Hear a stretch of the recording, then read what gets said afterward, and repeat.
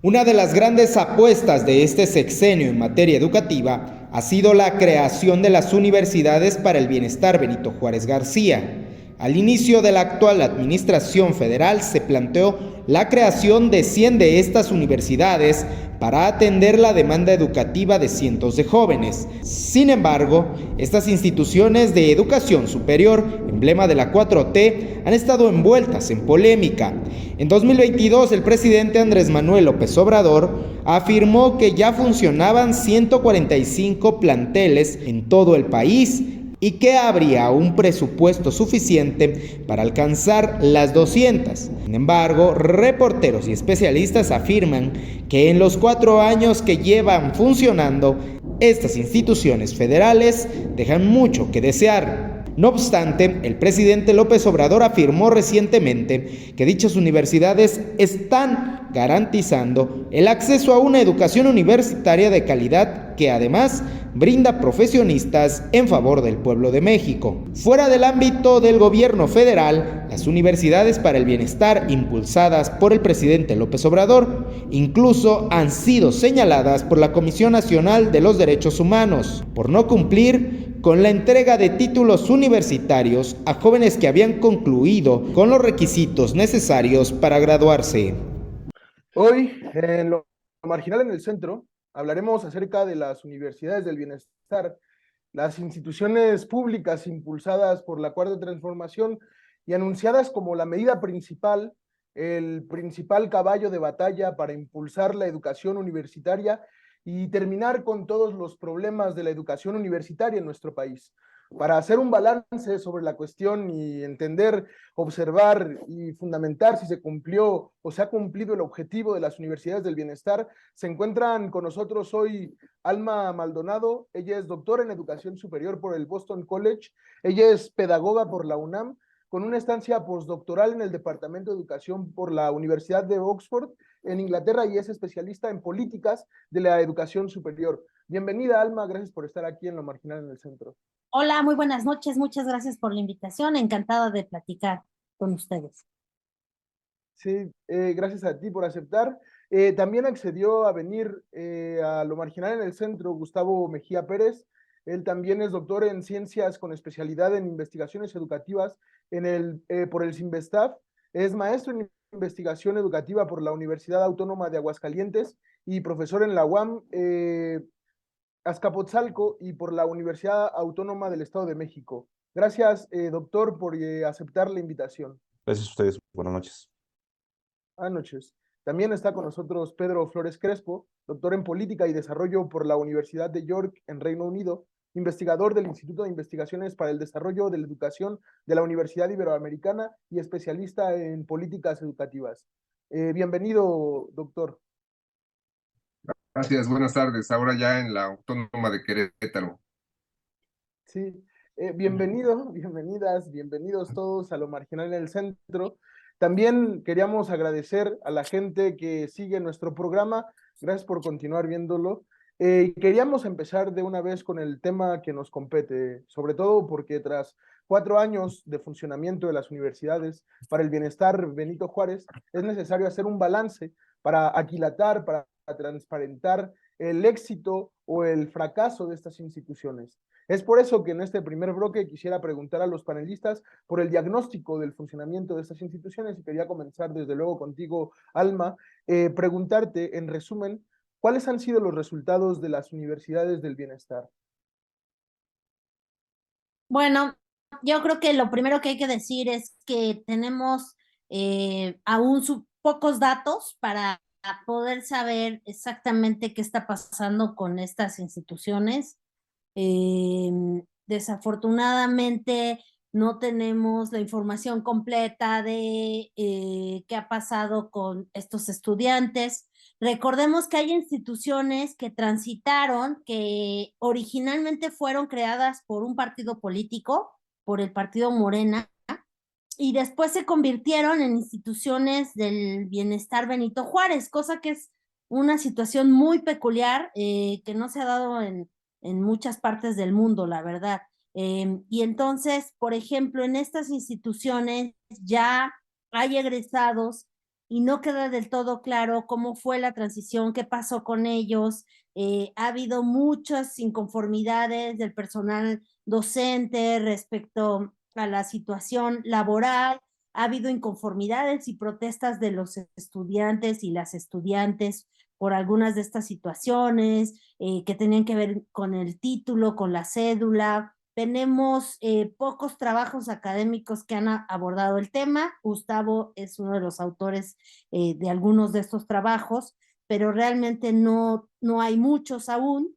Tenemos algunos reportes periodísticos que han tratado de indagar qué ha pasado relacionado con estas instituciones y con los posibles egresados. Entonces, si uno busca, por ejemplo, entender cuáles son los planes de estudio de los distintos programas, es difícil acceder, a veces es difícil entender en dónde realmente están ubicadas.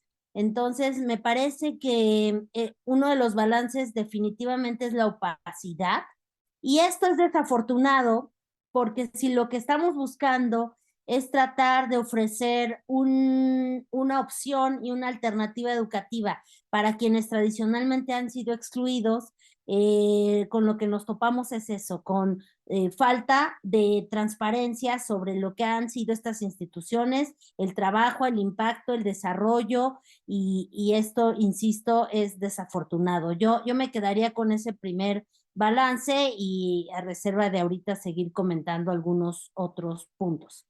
Claro, casi que por alusiones personales, doctor Gustavo, te quería preguntar también a ti un poco cuál es tu diagnóstico, sobre todo tomando en cuenta esto que mencionaba Alma sobre los estudios que se han realizado en torno a estas universidades del bienestar. Quería preguntarte cuál es tu balance, cuál es tu diagnóstico y cómo crees que han funcionado estas instituciones. Sí, coincido con lo que comentó Alma. Una de las complicaciones que hemos tenido para estudiar este caso ha sido la falta de información desde su origen. Las instituciones, estas universidades comenzaron a funcionar incluso antes de que hubiera un estatuto que definiera cuáles eran los objetivos o de qué se trataba. Cuando ya estaba funcionando, en el 2020, apareció por primera vez un documento que establecía cuáles eran los objetivos. Este documento ha ido cambiando, no es el mismo que apareció en 2020, que después apareció en 2021. Y esto ha sido como complicado. Con uno de mis amigos con los que he estado trabajando los artículos para analizar este caso, dice que pareciera ser como que van dejando un rastro y después van borrando las huellas. Es muy difícil seguir ese rastro a los cambios que ha generado. El balance es complicado, entre otras cosas, por estos cambios que ha tenido. De cierta manera es esperable que cualquier programa público, como son las universidades Benito Juárez, vayan cambiando, y eso es una de las cosas que hace complicado un análisis, sobre todo en un tiempo tan breve, ¿no? En el caso de estas universidades. Pero también otra cosa, no solamente es la falta de información, sino además también la falta de claridad en lo que está proponiendo el programa. Solo mencionaré en ese caso el ejemplo de los objetivos, de la población objetivo, la que estaba buscando la universidad. En una primera instancia, la universidad estaba buscando llevar educación superior a espacios a partir de una serie de criterios. ¿Cuáles eran esos? Bueno, ni siquiera criterios, sino más bien como rubros, porque ni siquiera en criterios no establecían números, a excepción de un caso. Querían llevar educación superior a lugares donde no hubiera oferta, esa era una de las condiciones, a lugares que tuvieran una alta marginación, mucha pobreza, a lugares donde hubiera mucha violencia, donde hubiera altos índices de drogadicción, donde hubiera mucha migración, y por ahí se me escapa alguno. Eran 7 rubros que querían cubrir con estas instituciones. Al inicio eran todos estos 7. En uno de los primeros análisis que hicimos, recuperamos 5 de estos rubros y nos dimos cuenta que si combinábamos Otro que se me estaba escapando, el tamaño de la población. Querían establecer las instituciones en municipios que tuvieran entre 15,000 y 50,000 personas. ¿Por qué esa cantidad de personas? No lo sabemos. Y nunca definían exactamente a qué se referían con población indígena, con pobreza. No utilizaban ninguna definición ni conceptual ni operacional como para poder identificar cómo se cumplían esos rubros que ellos mismos establecieron. Con mis compañeros hicimos un poco acercamientos a partir de datos públicos que tomaban en cuenta el grado de marginación para medir la pobreza, la cantidad de escuelas de educación superior de los municipios donde están instaladas las sedes de la Benito Juárez. Hicimos una tasa para medir la violencia a partir del número de homicidios por arma de fuego en los municipios.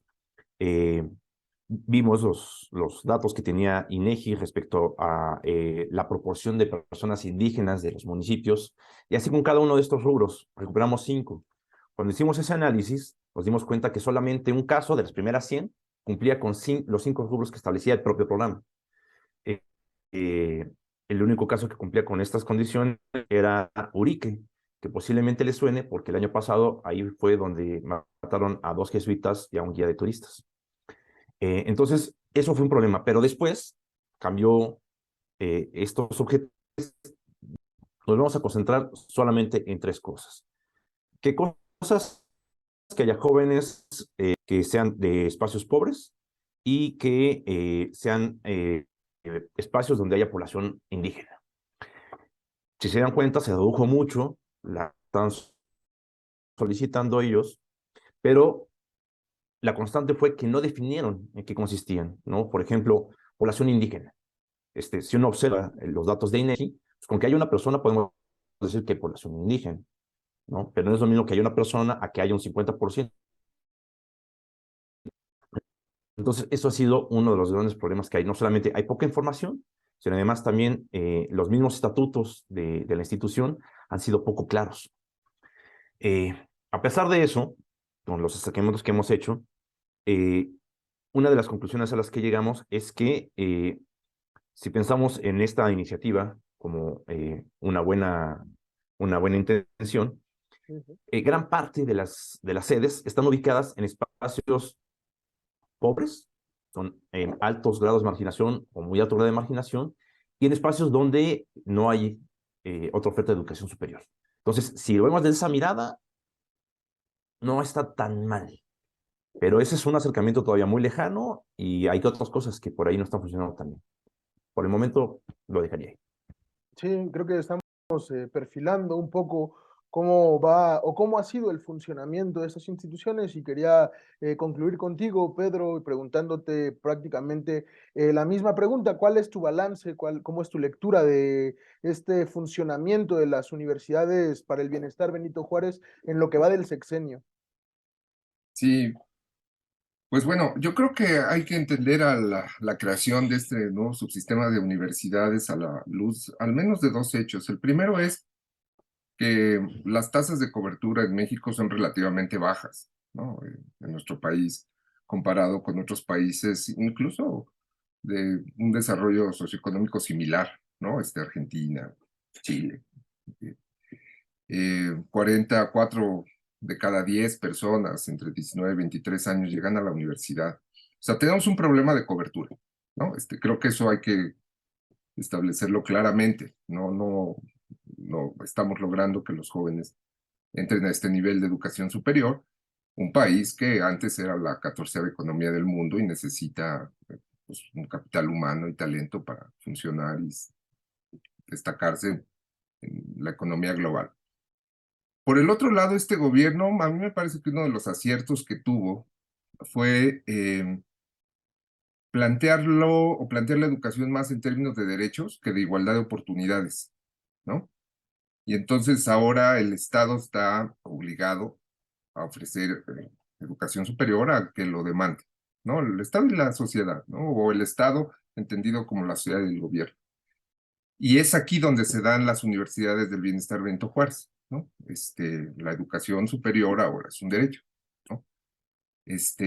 Y la respuesta ante esta falta de cobertura a este establecimiento de derechos en la ley pues es muy importante, pero la respuesta es profundamente tradicional. O sea, la agenda educativa de la 4T es hiperreivindicativa, descalificadora de todo lo que se hizo antes, de lo que se hace enfrente, de lo que se hace o lo que se hizo en el pasado.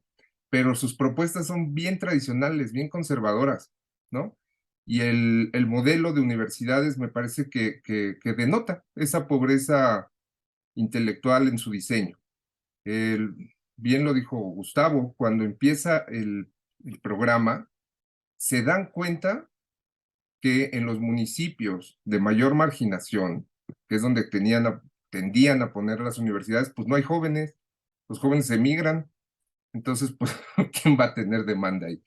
Y entonces, son cosas realmente muy sorprendentes de un gobierno democráticamente electo del siglo XXI, ¿no? Con muy, muy poca base de conocimiento, una oferta tradicional y un supuesto atrás que es tremendamente simplista. Por abrir universidades se van a llenar. Eso lo vimos claramente ya con el gobierno de Andrés Manuel en el 2000, ¿no? Precisamente él pensó pensó en los mismos términos lineales y eso no ocurrió y después en 18 años nos vuelve a repetir el mismo gobierno una fórmula así cuando habíamos visto que esa fórmula automática de llenar espacios por solo crearlos, pues no es tan fácil. La demanda por la educación cruza otro tipo de cosas, otro tipo de racionalidades, otro tipo de cuestiones incluso de prestigio, ¿no? Que nunca se consideraron e incluso repitieron errores, como bien dice Dinora Miller, también otra estudiosa de estos temas, repitieron errores del pasado, como el hecho de no haber entendido las necesidades reales de las poblaciones estudiantiles o de las poblaciones jóvenes. Por lo tanto, pues puedes abrir universidades y no se van a llenar. Y además, en un tiempo de pandemia, abrían universidades físicamente, ¿no? Con lo cual todos decíamos, ¿por qué no pensaron en una forma de escolarización universitaria mucho más imaginativa y original, ¿no? Y eso, pues, sigámoslo discutiendo, son opciones muy tradicionales a un problema complejo.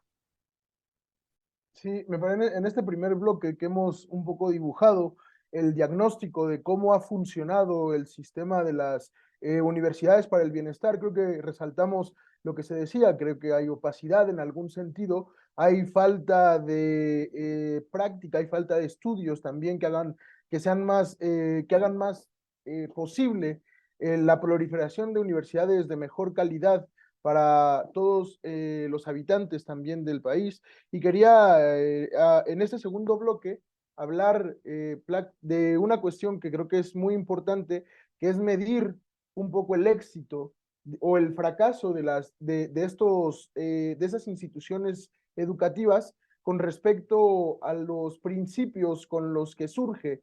Y quería preguntarte, Alma, algo que me parecía muy importante, que mencionabas en tu primera participación, era sobre aquello que habían nacido, por las razones por las que habían nacido estas universidades para el bienestar, que quizá era para dar oportunidad a gente que tradicionalmente se mostraba excluida o marginada del sistema educativo por distintas razones.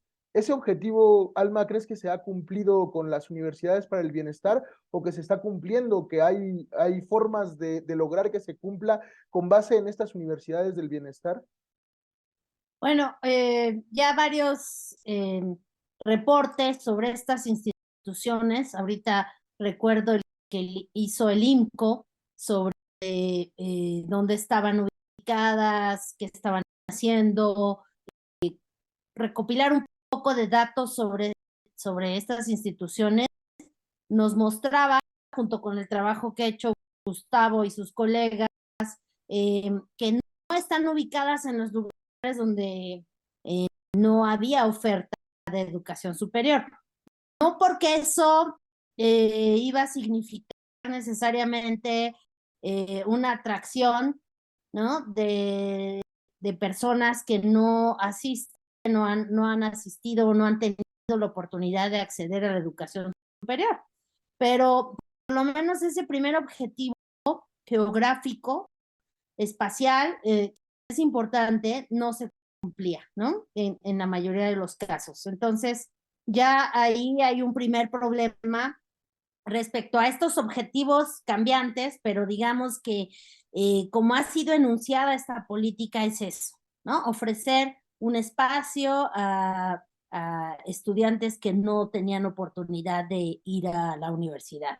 Entonces, eso primero no se cumple, pero yo sí quisiera también referirme al tema de qué se está ofreciendo, ¿no? Porque no me parece que solo sea un tema del tipo de educación que se está ofreciendo, sino creo que debemos hablar de la calidad misma. Eh, Tuve oportunidad de revisar datos de la Auditoría Superior de la Federación con algunos reportes hace un año o dos de lo que teníamos sobre estas instituciones y hay centros que solo reportaban uno o dos, tres, quizás docentes por universidad, ¿no? Entonces ahí la pregunta es, ¿qué es eso? ¿Qué están ofreciendo? ¿Qué tipo de educación? Como digo, es difícil acceder a los planes de estudio. He podido ver algunos realmente cuestionables, la visión, lo que están pensando como una formación profesional, pero no solo entonces es el plan de estudios, es quién lo está ejecutando, es decir, a qué docentes están contratando, porque además recordemos que el esquema es de una contratación no de tiempo completo, de un cierto perfil, y entonces aquí lo que a mí me ha llevado a decir es, desafortunadamente estamos frente a un proyecto de ofrecer universidades pobres para la gente más pobre, porque es eso. Y yo la verdad también quiero cuestionar el nombre de universidad para este tipo de instituciones. Yo creo que si hubiéramos pensado en un programa de extensión universitaria con otras modalidades, apoyado y sustentado en las instituciones que ya existen, eh, podríamos haber ofrecido, ¿no?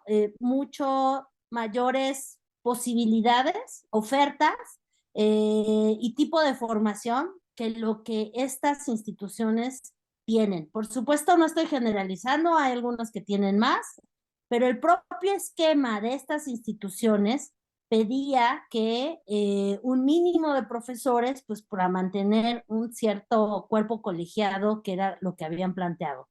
Eso no se puede cumplir en la mayoría de ellas por la cantidad.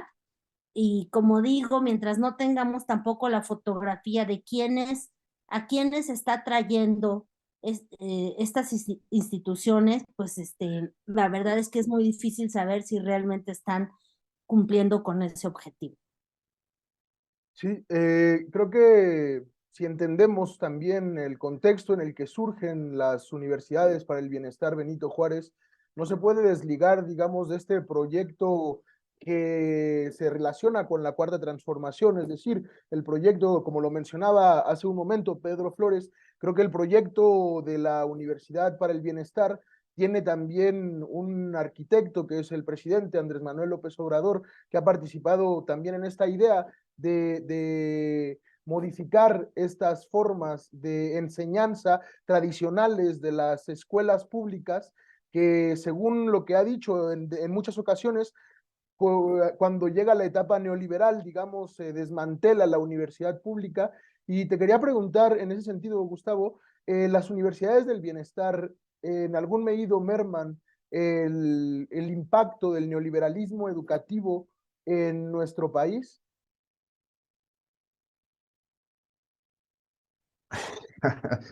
Habrá que ver a qué nos referimos con neoliberalismo.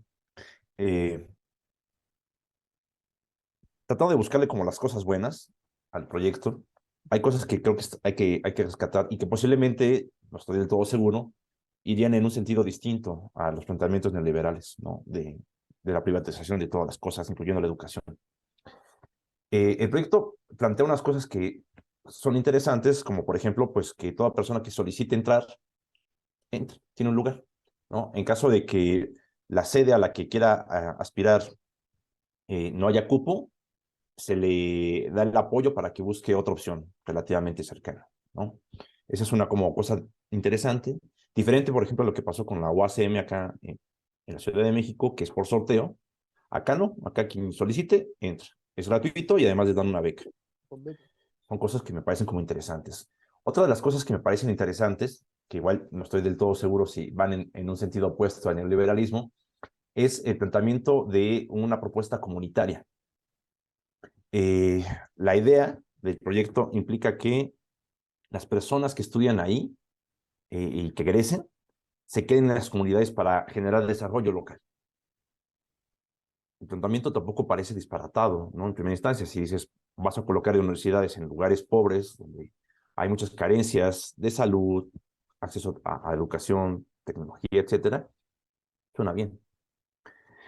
Sin embargo, estudios que se han hecho, sobre todo hay una larga tradición en Australia y en Canadá, donde por la misma geografía hay espacios aislados donde se colocan escuelas de educación superior. Una de las tendencias que ocurren es que cuando las personas adquieren un nivel universitario, tienden a irse, porque el mercado de trabajo local en espacios aislados suele ser un mercado de trabajo que no implica estudios universitarios, sino más bien trabajo manual y muchas veces ni siquiera calificado. Particularmente esto es importante para las mujeres. Las mujeres con un título universitario tienden a irse. Entonces, estas buenas ideas posiblemente ya después en la práctica no terminen de funcionar como se espera. Otra cosa que comentaba Alma tiene que ver con la oferta.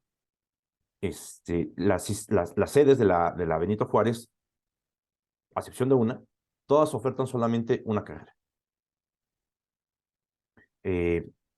Y la carrera, en teoría también, de acuerdo con lo que plantea el programa, responde a necesidades locales.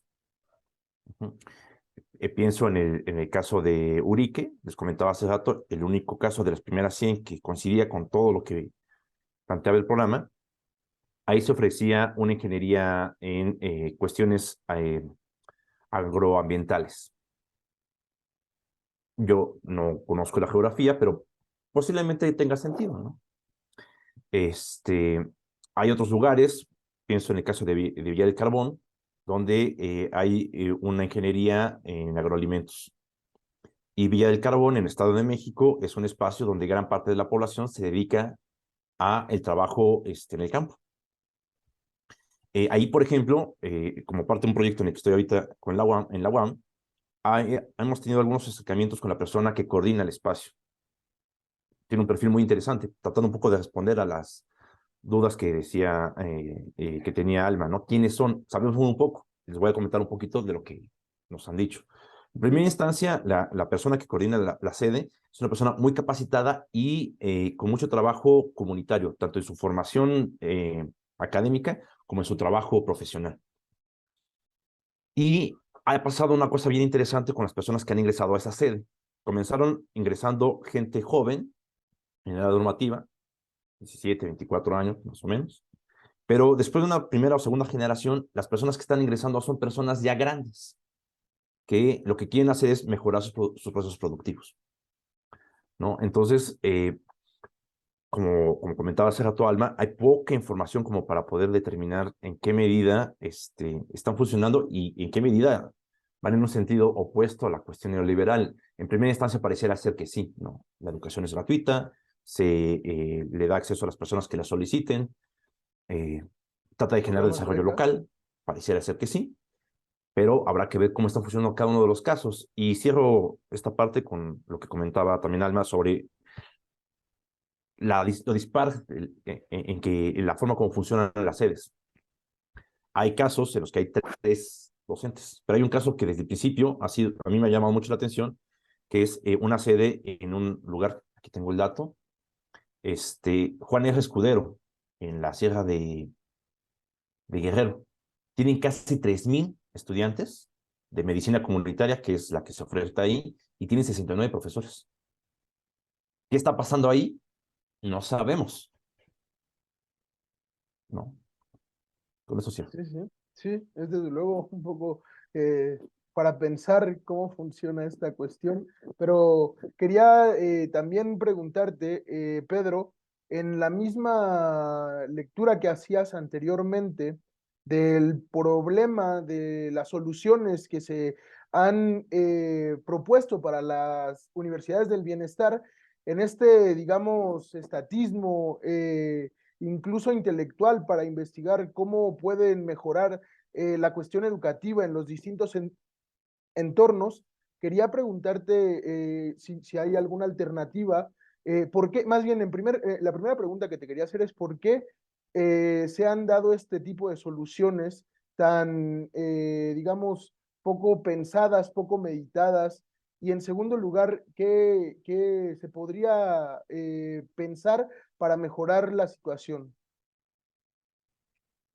Sí, pues yo creo que una de las cosas que aprendimos con este gobierno federal es que se pueden proponer cosas que son políticamente muy atractivas, pero educativamente regresivas y socialmente regresivas, ¿no? Yo creo que pues eso es claramente un gobierno populista y se dedica a eso, ¿no?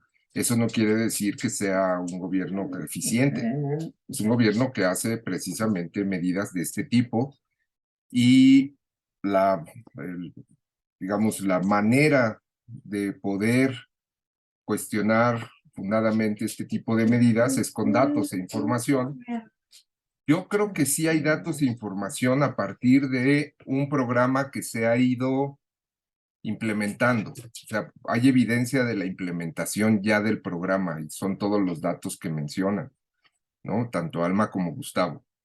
El hecho, ¿no? De que haya precarización del empleo, el hecho de que haya ya las primeras protestas de los egresados porque no les dan los títulos, el hecho de que tuvo que cambiar el modelo una vez que se implementó y entonces se dieron cuenta que no era viable ponerlas en lugares de alta marginación porque ahí no hay jóvenes, los jóvenes se van, ¿no?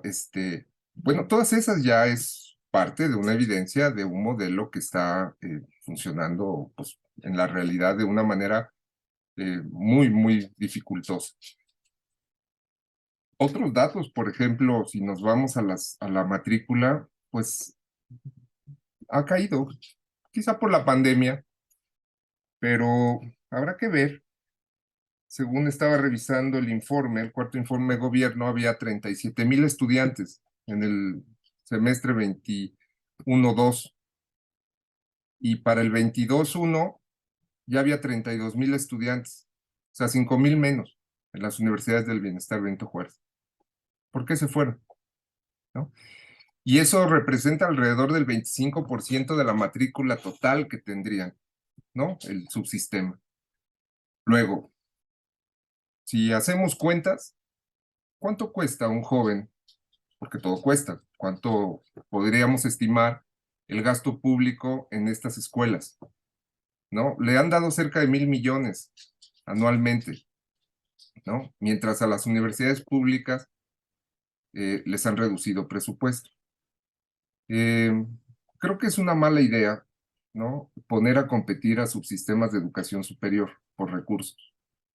Y este es otro de los errores que me parece que tiene el subsistema de universidades del bienestar Benito Juárez, dado que pues ya hay indicios de que está funcionando de una manera muy, muy trompicada, ¿no?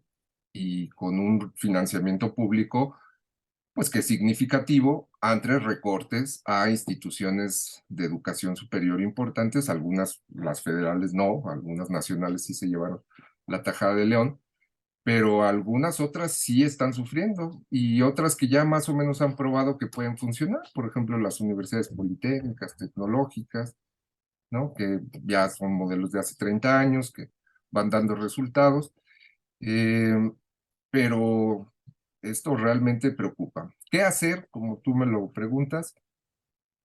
Yo creo que es una cuestión que se ha repetido constantemente en los diferentes gobiernos neoliberales, no neoliberales, cuatro transformistas, como le quieras llamar, que es conocer poco a las personas, a los individuos, cuáles son las necesidades reales de las personas, ¿no?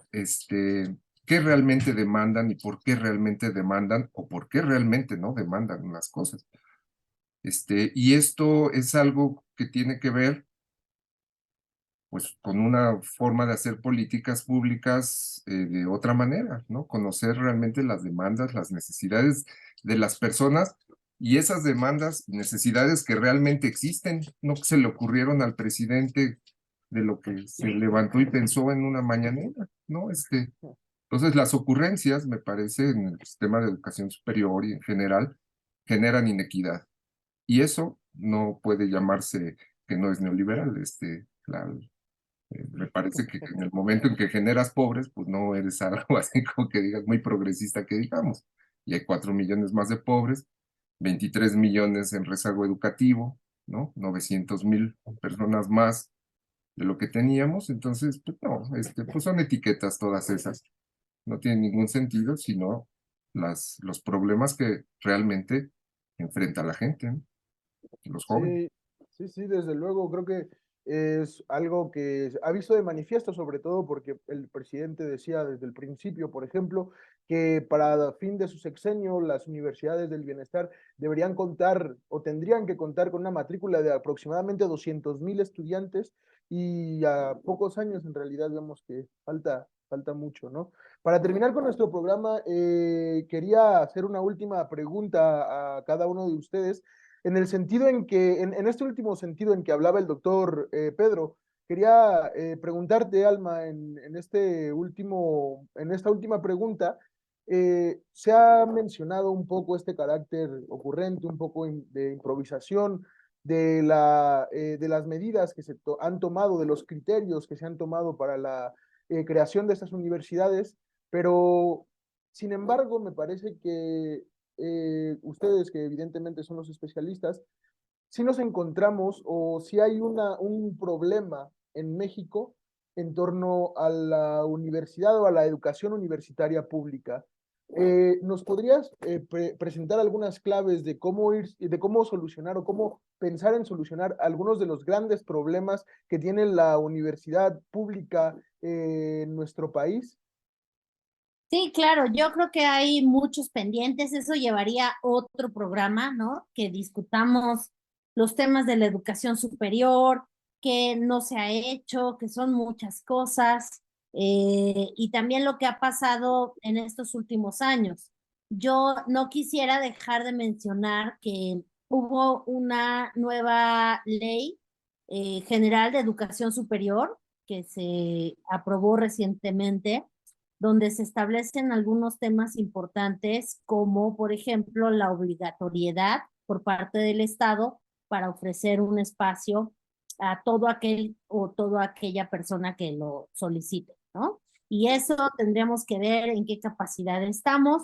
El Estado está obligado a ofrecer este espacio, no a darle a la persona el espacio que busca, ¿no? Sino solamente decir, aquí hay estas opciones y yo te las pongo ahí para que tú decidas.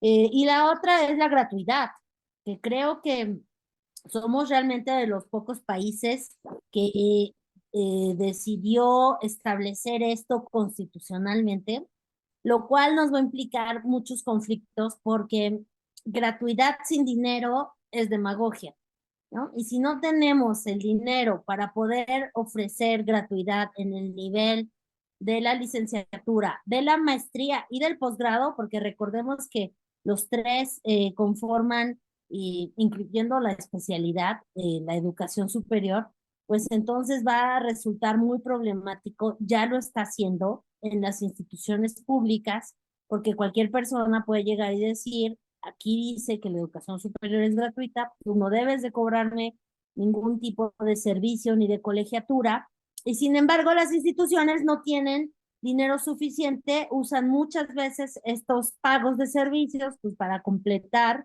otros gastos. Entonces creo que eso nos está generando y abriendo un debate que debimos de haber tenido, me parece, antes de haber aprobado esta ley. Esos son dos de los temas. Hay muchos más, lo que nos trajo la pandemia, el tipo de educación, los retos que nos presentan hoy, los temas como la inteligencia artificial y muchos otros. Es decir, sí deberíamos de estar reflexionando también en este otro gran debate que es cuáles son aquellas habilidades que debería de proveer la educación superior para las sociedades de hoy, ¿no? Y para las personas de hoy, para los jóvenes de hoy. Y bueno, me parece que ese debate quedará pendiente. Mientras tanto, tenemos que lidiar con pues estas instituciones que ya se crearon, las que hemos discutido el día de hoy. Y nada más quiero cerrar recordando que por ahí estuve acompañando un reportaje que se hizo en el periódico Reforma y me iban contando algunas entrevistas con estudiantes y había una en particular de una mujer joven que ella estaba inscrita en la UNAM y que dijo que solo se inscribió en las Benito Juárez por la beca, porque es una buena beca, ¿no? Y que realmente estaba muy decepcionada de lo que les estaban ofreciendo, que en un principio ella pensó tomarse en serio las dos carreras y creo que eso es lo que no se vale y creo que ahí nada más estamos simulando tratar de solucionar un problema y creo que estamos generando en realidad muchos otros. Ahí lo dejo y muchas gracias por la invitación. No, muchas gracias. Más bien, creo que hay mucha claridad sobre estos problemas que quería también preguntarte, Gustavo, en este mismo sentido, algunas medidas que sean necesarias, incluso inmediatas, para mejorar el sistema público educativo de educación superior mexicano. Eh, una cosa que a mí me parece que es importante es que las personas que toman las decisiones de política pública conozcan el sistema y los recursos con los que se cuentan. En el último análisis que hicimos de las Benito Juárez, un poco una de las preguntas que nos hacíamos era, ¿por qué tomar las mismas medidas? En el caso de la Benito Juárez, abrir una nueva sede con una sola carrera en contextos distintos. En un espacio donde no hay oferta de educación superior, tal vez tenga sentido. Pero tomar esa misma medida, por ejemplo, en la delegación, bueno, en la alcaldía Cuauhtémoc, donde hay más de 100 escuelas de educación superior, a mí me parece que lo que refleja este tipo de medidas es una falta de conocimiento del sistema. Y además hay una ironía, porque en la alcaldía Cuauhtémoc, a pesar de que hay tanta oferta, hicimos unos cálculos para tratar de ver en qué medida esa cantidad inmensa de escuelas satisface la demanda. Y lo irónico es que no satisface la demanda ni siquiera en un 30%. Entonces, una cosa que yo creo que es muy importante no solo del gobierno federal, sino también de los gobiernos estatales, es conocer los recursos con los que se cuentan para aprovecharlos mejor, ¿no? Porque a mí me parece evidente que en la alcaldía Cuauhtémoc no se necesitaba otra escuela. Sin embargo, había una demanda no satisfecha. ¿Qué medidas se pueden tomar en ese caso? Tanto para las escuelas públicas como las privadas que hay en este espacio, por decir algo. Entonces, una primera cosa sería eso. La otra es un poco como en la Benito Juárez, pero creo que hay otros casos de los que no sabemos nada o sabemos muy poco. Antes de trabajar en la UAM, yo trabajé en una sede de la Universidad Pedagógica Nacional. En general, se piensa que la pedagógica es la sede que está en el Ajusco, a un lado del Colegio de México. Eso es una idea completamente errónea, porque esa solo es una sede. Realmente la matrícula grande de la Universidad Pedagógica está distribuida en toda la República Mexicana y atiende principalmente a una población que no está en una edad normativa, es decir, mayor de 25 años y que trabaja y que son profesores en servicio. Por ejemplo, un estudio que se acaba de publicar ahorita, mis estudiantes eran profesoras de educación preescolar que estaban trabajando, el 80% son madres de familia, otro tanto viven en pareja. Es una población muy rara, si lo vemos en términos generales, y no se sabe.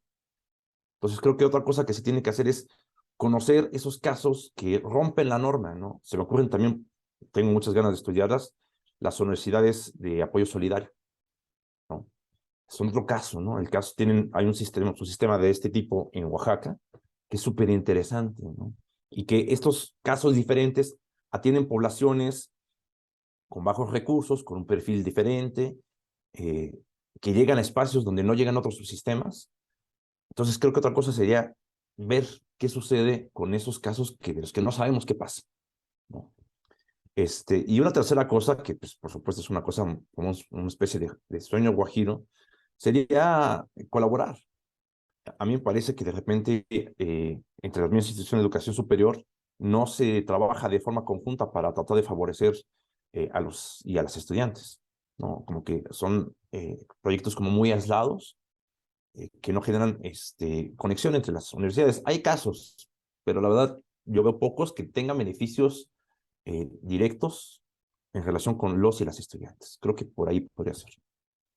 Gracias por la Sí, invitación.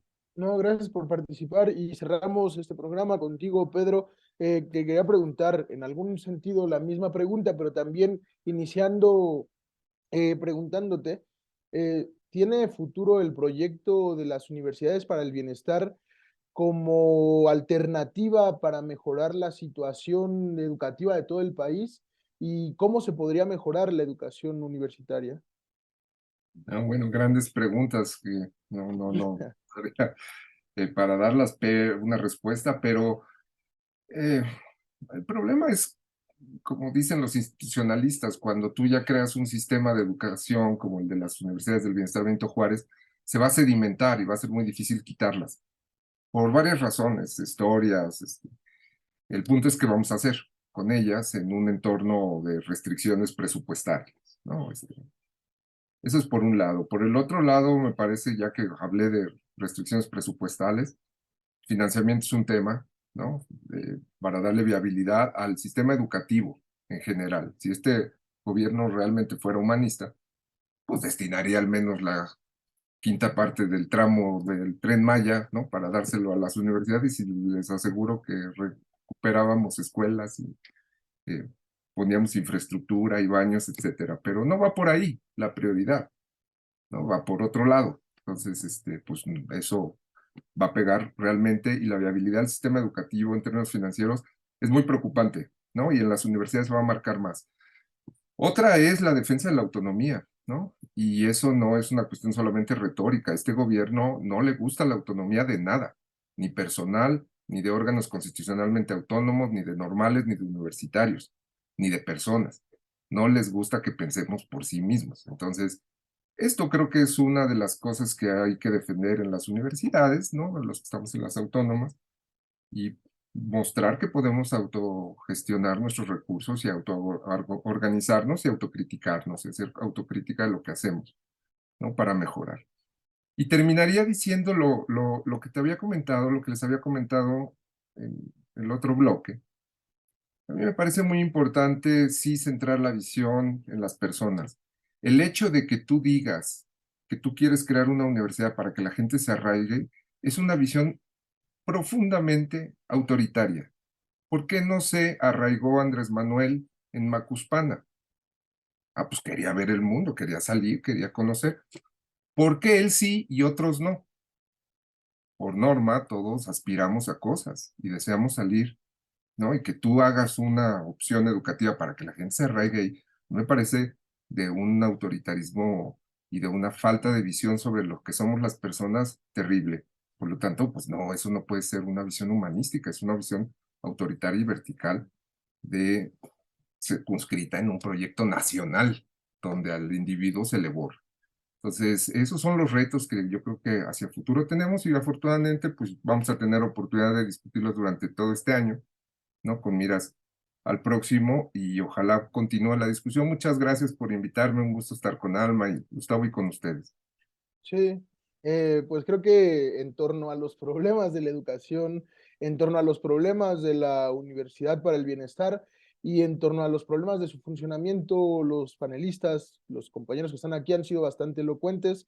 Muchas gracias, Alma, muchas gracias, Pedro, muchas gracias, Gustavo, por haber aceptado venir a Lo Marginal en el Centro. Muchas gracias a todos los que nos siguen en las redes sociales. Esto ha sido todo. Nos vemos en próximas emisiones de Lo Marginal en el Centro.